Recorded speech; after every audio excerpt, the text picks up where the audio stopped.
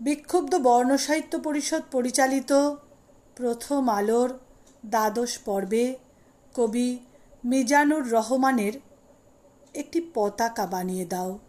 কণ্ঠদানে আমি সর্বাণী দাস।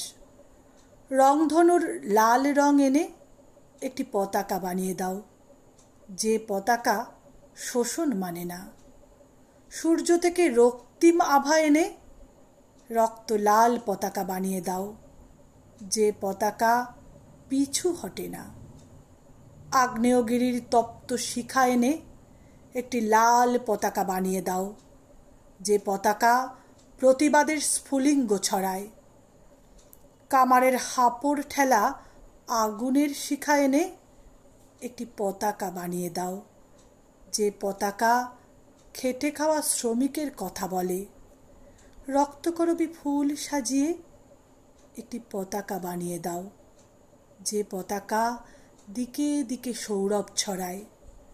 গোলাপের লাল রং মেখে একটি পতাকা বানিয়ে দাও, যে পতাকা প্রেমের কথা কয়।